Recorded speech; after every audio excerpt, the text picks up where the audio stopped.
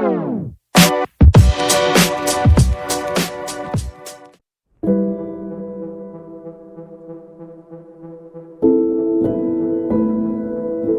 अब तक हमने देखा थॉर को थैनोस के बारे में काफी कुछ पता चल चुका है। भले ही थैनोस इस वक्त टाइम में एग्जिस्ट नहीं करता है, लेकिन थॉर को यकीन है कि थैनोस ऐसे मर नहीं सकता है, वो टाइम में वापस कैसे भी करके आ सकता है। इसलिए थॉर टाइटन गया ताकि वो थैनोस के बारे में और जानकारी इकट्ठा कर सके। उसे यकीन था कि थॉर को टाइटन पर उसके सवालों के जवाब मिल जाएंगे, लेकिन हुआ एकदम उल्टा।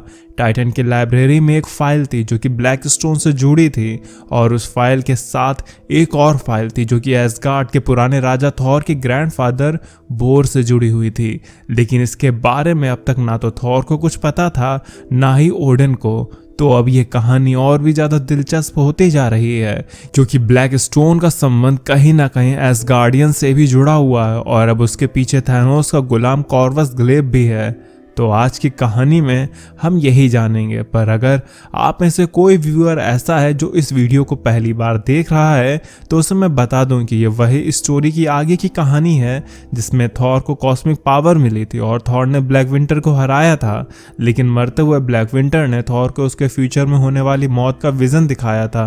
मैंने इस पूरे इवेंट को एक प्लेलिस्ट में कर दिया है ताकि आपको स्टोरी समझने में दिक्कत ना हो और आप इधर उधर भटके नहीं, आप एक ही प्लेलिस्ट से पूरी कहानी को समझ सकें। इसलिए आप इसकी प्लेलिस्ट से कहानी को शुरुआत करें, जिसका लिंक मैं कमेंट बॉक्स में भी दे दूंगा।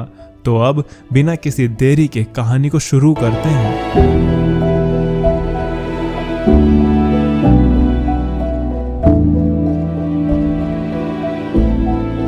ब्रॉक्सटन ओक्लाहोमा के लिटिल एसगार्ड में देर रात को भी दिए की रोशनी जल रही है, क्योंकि यहाँ पर लॉसा, जो कि ओडन, फ्रेया और सर्टर की बेटी है, वह एसगार्ड की कहानियां पढ़ रही है। कॉर्वस को लगा नहीं था कि इतनी रात में उसे एक बच्ची जगती हुई मिलेगी।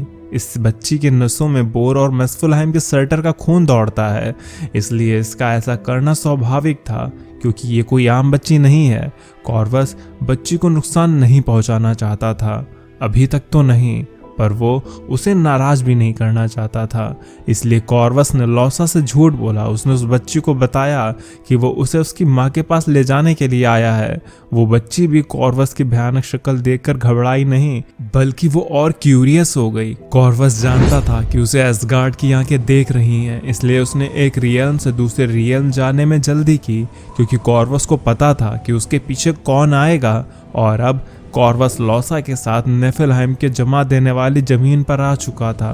लॉसा भी अपने पेशेंस खो रही थी। उसने रास्ते में अपनी माँ के बारे में पूछा, लेकिन कॉर्वस ने लॉसा से यही कहा कि वो बस जल्दी ही अपने माँ के पास होगी। लॉसा ने घर जाने की भी जिद की, लेकिन वो अभी बस एक बच्ची थी, वो कॉर्वस का कर भी क्या सकती थी।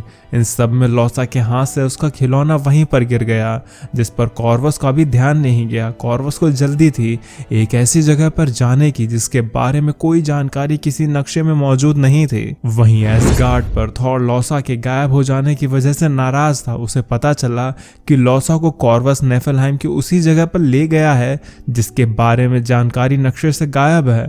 थॉर ने ओडन से पूछा कि इस जगह के बारे में जानकारी क्यों नहीं है, जिस पर ओडन ने बताया कि ये उनके फादर बोर की वजह से है। वो नेफेलहाइम की इस जगह को सबसे छुपा कर रखना चाहते थे। वो ऐसा क्यों करना चाह रहे थे यह उन्हें भी नहीं पता था, पर थॉर को समझ आ रहा था कि अगर थैनोस का चमचा कॉर्वस उस जगह गया है तो जरूर उसका संबंध ब्लैक स्टोन से होगा। लेकिन तभी वहां सिफ आ गई। उसने कहा, थॉर मेरे राजा, हमें पता है आपने ओडन और इस बुढ़े लाइब्रेरियन से उस जगह के बारे में काफी जानकारी जानने की कोशिश की। थॉर ने कहा, लेकिन फिर भी हमें कुछ भी पता नहीं चला। सिफ ने कहा, लेकिन मैं किसी ऐसी को जानती हूँ जो वहां पर मौजूद थी। थॉर ने कहा कि वो कहाँ पर मिलेगी। वहीं ओहायो की एक बार में एक आदमी एक लड़की को छेड़ रहा था। उसे अंदाजा भी नहीं था कि ये लड़की कौन है, और तभी वो लड़की उस आदमी की दाढ़ी को जला देती है। तभी उस लड़की की लवर आ जाती है और ये दोनों एक दूसरे की बाहों में खो जाते हैं। लेकिन तभी वहां पर ह्यूगिन और म्यूनिन आ गए। रूना भागती हुई छत पर गई। उसने देखा कि उसकी डेड आर्मी के लोग थॉर को खाना चाह रहे थे। थॉर को भी उन्हें नुकसान नहीं पहुंचाना था, इसलिए वो शांति से खड़ा था। रूना ने अपनी आर्मी को मना किया और उन्हें जाने को कहा। रूना एक वैल्करी है, ये शुरुआती वैल्करी में से एक है जो कि थॉर के ग्रैंडफादर बोर की सेवा किया करती थी, लेकिन एक युद्ध में ये सब मारी जाती हैं। पर रिसेंटली के इवेंट्स में जेन फॉस्टर ने इस वैल्करी को वापस से जिंदा किया। थॉर ने रूना को नक्शा दिखाते हुए पूछा कि वो उस जगह के बारे में क्या जानती है, तो रूना ने जवाब दिया कि थॉर उस जगह को भूल जाए और इस नक्शे को जलाकर फेंक दे। थॉर ने कहा यह उसके लिए जरूरी है क्योंकि उसकी बहन को कॉर्वस वहीं पर ले गया है। फिर देर न करते हुए थॉर और रूना उसी जगह पर आ जाते हैं। रूना बताती है कि यहाँ पर बोर के साथ मिलकर उसने एक जंग लड़ी थी, एक ऐसी जंग जो कि वो लोग हार गए थे। बोर के सॉर्सरर ने एक ऐसा हथियार बनाया था जो कि आने वाली सभी जंग को बोर के लिए जिता सकता था, लेकिन फिर सब गड़बड़ हो गई। वो मैजिकल वेपन ब्लास्ट हो गया और इरप्ट होने लगा। उसने कोई रहम नहीं किया, उसकी शक्ति में हर कोई मारा गया। बोर के सॉर्सरर समझ गए थे कि अगर कुछ नहीं किया तो सब कुछ खत्म हो जाएगा, इसलिए उन्होंने उस जादू को वहीं पर कैद कर दिया और सील लगा दी। इस जगह पर अगर कोई भी शख्स अगर ज़्यादा देर तक रुकेगा तो वो यहीं पर कंटेमिनेट होकर रह जाएगा। थॉर ने पूछा कि वो लोग उस जगह पर कैसे पहुंच सकते हैं, तो रूना ने बताया कि बस बर्फ पर चलते जाओ, लेकिन तभी बर्फ टूट जाती है और थॉर उसमें डूबने लगता है, लेकिन रूना थॉर को बचा लेती है। रूना ने बताया कि इस पानी में तुम्हें खुद को द्वारा किए गए गलत कामों के रिग्रेट्स मिलते हैं, इसलिए लोग इसमें डूबकर मर जाते हैं। थॉर भी उस जगह पर इतनी लाशें देखकर हैरान था क्योंकि ये सब वही थे जो यहाँ पर उस शक्ति को हासिल करने आए थे, और कुछ लाशें तो इनमें से उनकी भी थीं जो बोर के उस युद्ध में मारे गए थे। रूना ने कहा हमें यहाँ से जल्दी ही जाना होगा, नहीं तो वो लोग भी यहाँ पर कंटेमिनेट होकर रह जाएंगे। रूना ने बताया कि उसने कभी वापस से इस जगह पर आने की नहीं सोची थी, लेकिन उसकी कुछ बहनों ने ऐसा किया था। वो जब यहाँ पर आई और वापस गई तो उनके साथ कुछ गलत हुआ। एक पागल हो गई, वो बच्चों जैसी हरकतें करने लगी, तो एक कुछ दिन बाद गायब हो गई। थॉर ने कहा गायब हो गई, लेकिन कैसे? रूना ने बताया वो जब आई तो उसकी शैडो नहीं थी और कुछ दिन बाद लाइट उसके शरीर से आर पार होने लगी थी और फिर वो आज तक उन्हें नहीं दिखाई दी। ये जगह शापित है थॉर। लेकिन थॉर कुछ देखकर हैरान था। उसने कहा कि अगर ये जगह सील्ड है तो इस जगह पर ये पैरों के ताजे निशान किसके मौजूद हैं? रूना ने कहा इसका जवाब तो हमें अंदर जाकर ही पता चलेगा। थॉर ने कहा जरा संभल कर आना, मुझे अंदर किसी की शैडो हिलने की आहट आ रही है। तो रूना ने कहा ये किसी के हिलने की शैडो नहीं है, बल्कि ये हिलती हुई शैडोज हैं। उस अंधेरी डरावनी गुफा में वहां मरे लोगों की शैडोज थी जिनके बीच में थॉर और रूना फंस चुके थे। तभी उन शैडोज ने थॉर और रूना का रूप ले लिया और थॉर पर हमला कर दिया। थॉर को समझ नहीं आ रहा था कि यहाँ पर हो क्या रहा है, तो रूना ने कहा थॉर तुम्हारे पास लाइट की शक्ति है, अगर इन शैडो से बचना है तो लाइट को बनाओ। तभी थॉर ने वहां पर लाइटनिंग स्ट्राइक की जिससे वो शैडोज भाग गईं और फिर ये दोनों आगे बढ़ने लगे। वहीं जब कार्वस लौसा को लेकर उस जगह पर आया था तो लौसा ने वहां रखे मिरर में अपनी एक झलक देखी। क्या ये लौसा का होने वाला फ्यूचर था या ये वो चीज थी जो कि लौसा खुद को फ्यूचर में ऐसा देखना चाहती थी?